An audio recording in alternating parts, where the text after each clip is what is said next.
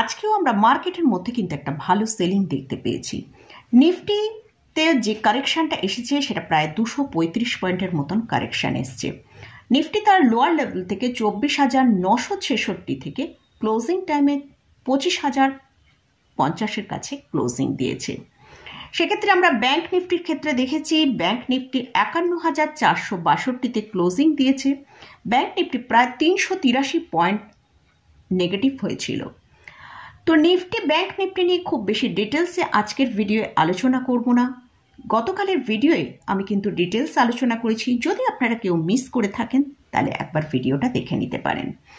এই ভিডিওটায় আমি মার্কেট নিয়েও আলোচনা করেছি এবং সেবির যেসব রুলসগুলো এসেছে নতুন সেগুলো নিয়েও আলোচনা করেছি। তো আপনারা যদি চান একবার দেখে নিতে পারেন। আজকের ভিডিওয়ে মেন আমি কয়েকটা স্টক নিয়ে ডিসকাস করব, যে স্টকগুলো আমার ওয়াচ লিস্টে রেখেছি শর্ট টার্মের জন্য। স্টকগুলো কেন আমার ওয়াচ লিস্টে রেখেছি সেটা নিয়েও ডিটেলসে আলোচনা করব।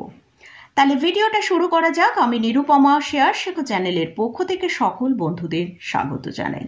চ্যানেলটা যদি সাবস্ক্রাইব না করে থাকেন তাহলে অবশ্যই চ্যানেলটি সাবস্ক্রাইব করে নেবেন আর পাশে থাকা বেল আইকনটা প্রেস করে রাখবেন। আমি ভিডিও আপলোড করার সাথে সাথে আপনাদের কাছে ভিডিওটা পৌঁছে যাবে।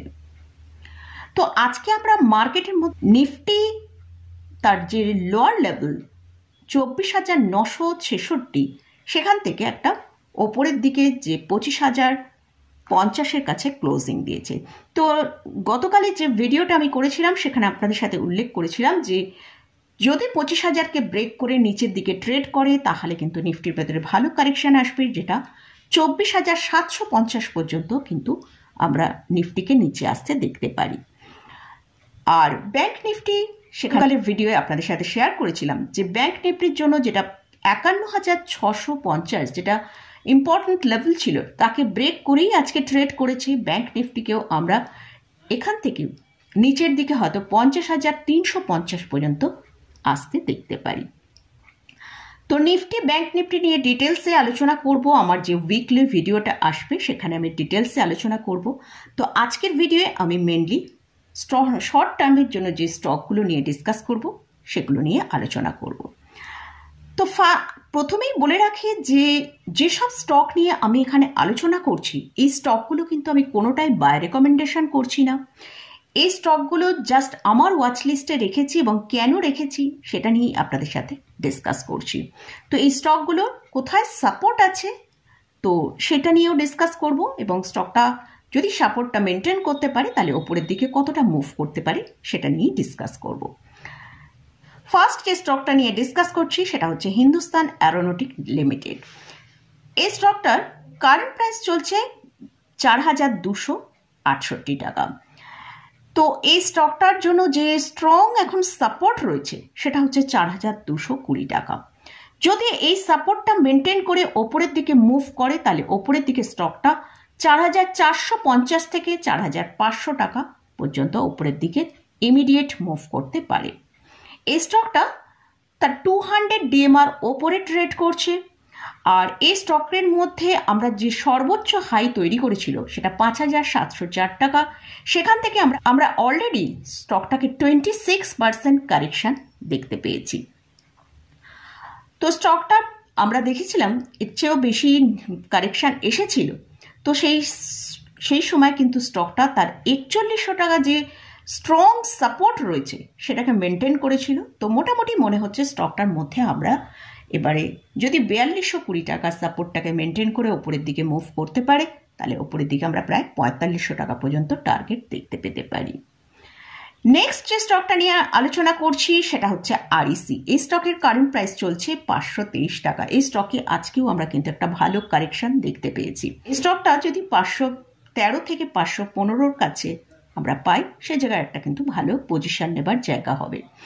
এই স্টকের জন্য যেটা স্ট্রং সাপোর্টের কাজ করছে সেটা হচ্ছে 500 টাকায় একটা ভালো স্ট্রং সাপোর্ট আছে। যদি এটাকে মেনটেন করতে পারে, মেনটেন করে ওপরের দিকে মুভ করতে পারে তাহলে ওপরের দিকে আমরা 570 টাকা থেকে 590 টাকা পর্যন্ত ওপরের দিকে মুভ করতে দেখতে পারি। আর এই স্টকটা 200 ডিএমআর ওপরেই ট্রেড করছে। এই স্টকটা তার হায়ার লেভেল থেকে প্রায় 20% নিচে ট্রেড করেছে। আর লাস্ট এক মাসে যদি এই চার্টটা ওপেন করি, সেখানে আমরা দেখতে পাচ্ছি প্রায় 16%-এর বেশি কিন্তু কারেকশন দেখিয়েছে। নেক্সট যে স্টকটা নিয়ে আলোচনা করছি সেটা হচ্ছে পাওয়ার ফাইন্যান্স। এই স্টকের কারেন্ট প্রাইস চলছে 462 টাকা। এই স্টকের জন্য যেটা স্ট্রং সাপোর্টের কাজ করছে সেটা হচ্ছে 445 টাকা। যদি এই 445 টাকা সাপোর্টকে মেনটেন করে ওপরের দিকে মুভ করতে পারে, তাহলে আমরা স্টকের ভেতরে 510 থেকে 530 এই পর্যন্ত ওপরের দিকে মুভ করতে দেখতে পারি।